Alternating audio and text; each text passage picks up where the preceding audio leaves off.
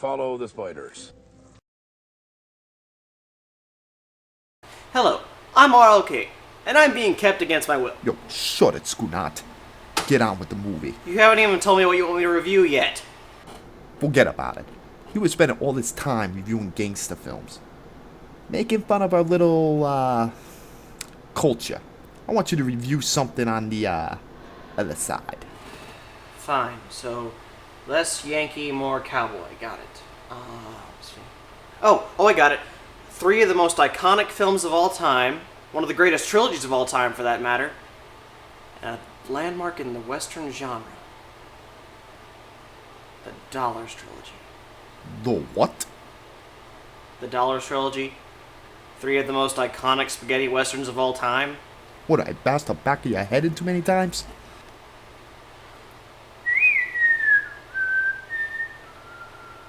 Ah. Oh yeah. Just get on with it. Fine.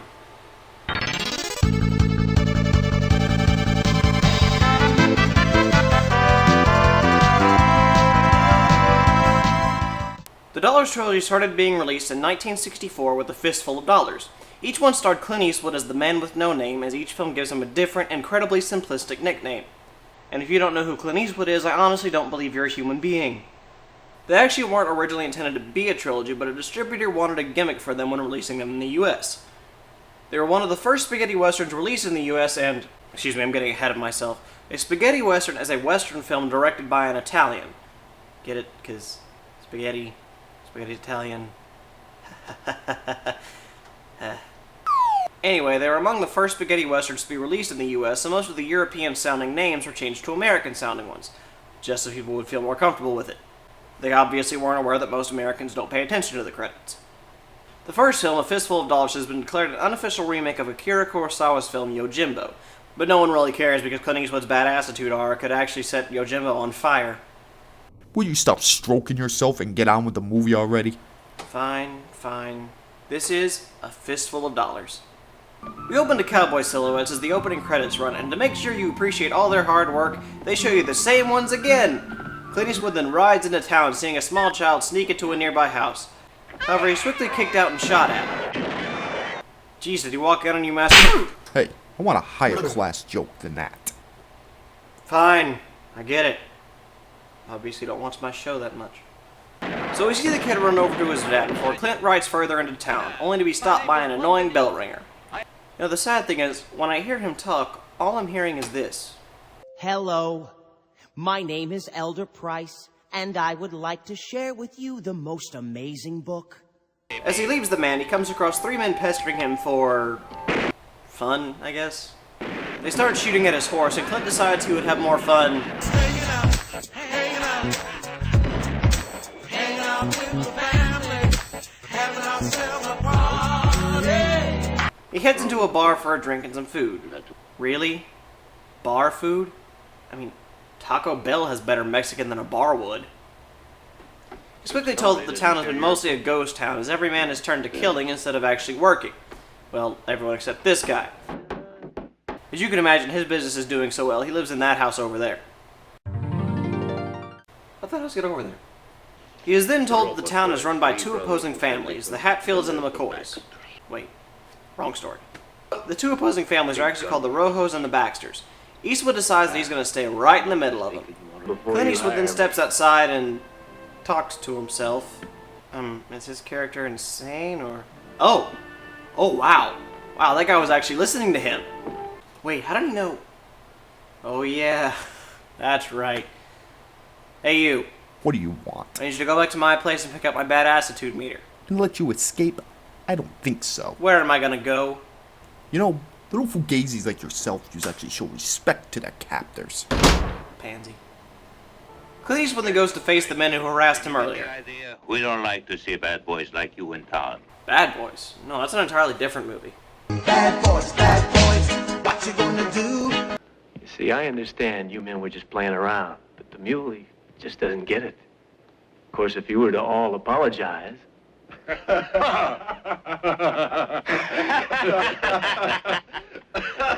Okay, here's your little meter. Good. Now set it up right over here. I don't think it's nice you laughing? Ooh, good timing.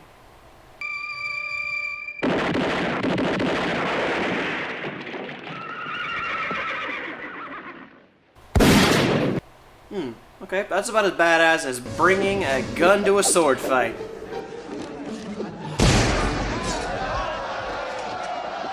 Eastwood goes to the Rojo's house, getting paid $100 for killing the 4 men. On his way to his room, he spies a beautiful woman, Marisol. Okay, this is so obvious. I mean, she's gonna avoid him for a while, he's gonna be all badass, then she's gonna fall in love with him, and then at the end of the movie, they're going to ride into the sun. Ugh. Okay, fine. Fine. That doesn't happen. Meanwhile, downstairs, Esteban complains that Eastwood was paid $100. Around here. He's capable of doing anything. And I want law and order in this place. Law and order? I don't normally do this, but let's skip ahead a little and see what that law and order is.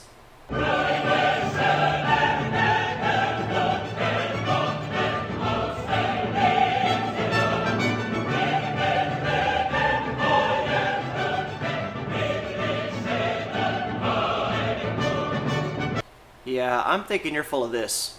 Big time, major league bullshit. Eastwood leaves the Rojos just as some of the Mexican army rides into town. However, at the river, the army gets gunned down by Ramon Rojo and company disguised as the U.S. Army.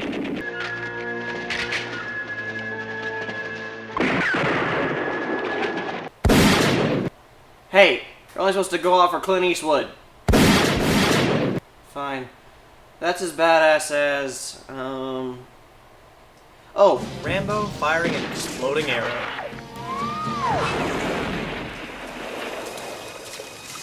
Happy now? What, you think he deserves better? Look at him, he's in a bright pink shirt. I can't give him too much credit. That's what I thought. The Rojos tell Eastwood that they're going to make peace with the Baxters, but after he leaves, they explain that it's just a ruse so the Baxters won't blame them for killing the soldiers earlier. Eastwood gets a plan and sets 2 bodies up against a tombstone to make them look like they're alive. You see, this is why I should never be allowed in movies. I'd be all sadistic and start treating the corpses like puppets, just like... That night, we see Mrs. Baxter getting ready for bed when...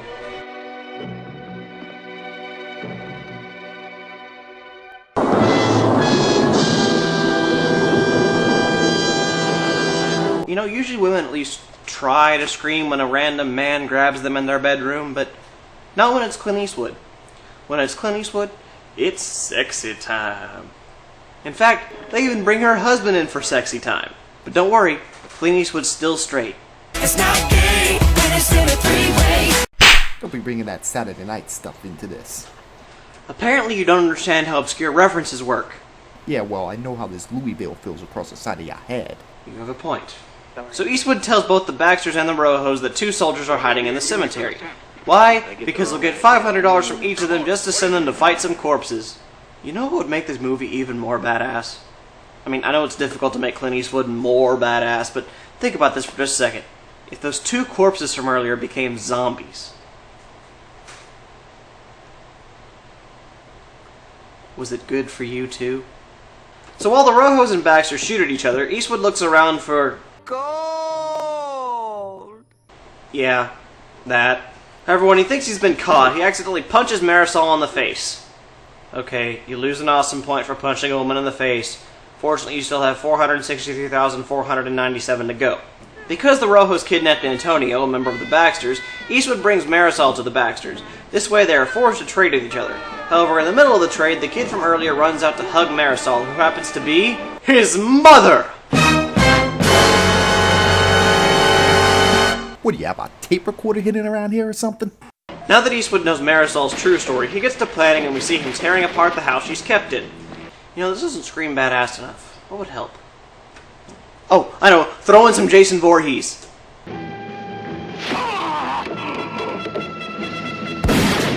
There we go. Let's see. Oh, I got it. Take it away, Bruce. Yippee-ki-yay, motherfucker! He then helps Marisol and her family escape, and we see the kids enjoyed wearing flip-flops in the Old West. However, when they find out that Eastwood was the one who released Marisol, they begin to beat him senseless. What they don't know is that it's impossible to kill Clint Eastwood unless he wills it. So they lock him up in the wine cellar.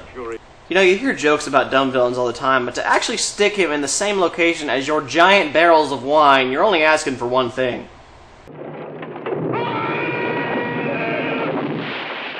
Yeah, that. Eastwood manages to escape and hide in a coffin. He gets the coffin maker to help him hide, but on his way out, the Rojos light the Baxter's house on fire. What the fuck?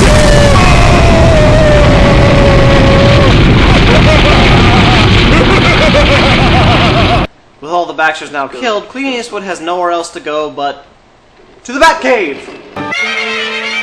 Inside the Batcave, Eastwood begins to formulate a plan while shooting at some metal lying around. Just as his plan is finishing up, the coffin maker comes in and tells him the bartender is being beaten until he gives up where Eastwood is hiding. Hearing that, Eastwood comes after them. Now, Rojos, you just gotta ask yourself one question.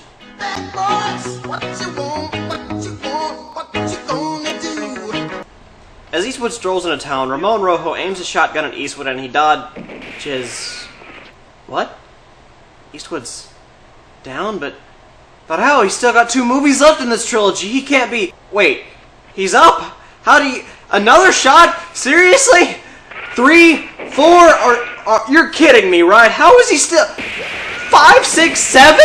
No! No! How do you... Oh, the metal from the cave. You so sneaky, Mr. Eastwood. Knew that was coming. Alright, so, let me see. For surviving 7 shotgun shots, and making me think you were temporarily Jesus. Oh, I got it. That's as badass as Zeus training Batman and Darth Vader while looking for his kidnapped daughter as a lion.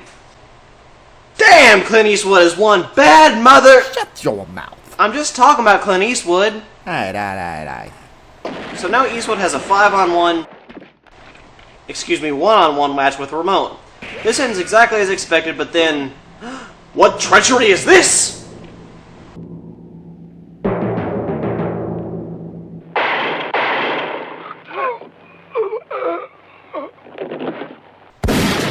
No for stabbing a guy with a pencil through the eye.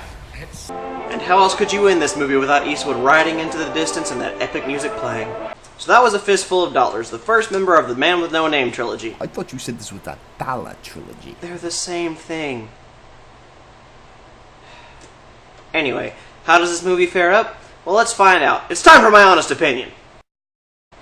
Alright, so A Fistful of Dollars is probably my favorite movie that I've reviewed so far. It's smart, it's quick, it's well-paced, but most of all, it's fun! Clint Eastwood has been called the quintessential badass, and it's easy to see why. Every line this man speaks just smacks you in the face with how much cooler it is than you, and you want to see more and more of him. This isn't one of those movies you come out thinking a lot like you do in Godfather. What are you trying to say? I'm saying that just because a movie isn't a work of art doesn't mean you can't have a lot of fun watching it and have an absolute blast. There. I did it. Can I go now? No. We still got 2 more movies. Oh, happy day. I'll see you guys next here on Classic Bash. Wild, Wild West. When I roll into the Wild, Wild West. When I stroll into the Wild, Wild West. When I bounce into the Wild, Wild West. Cisco.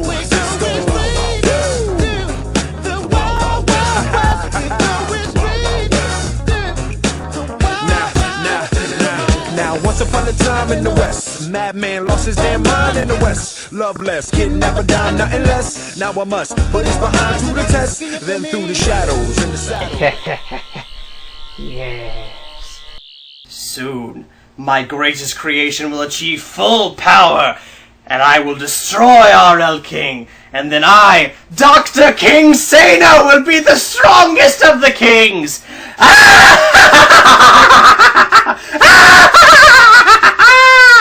Rise, my creation! Rise!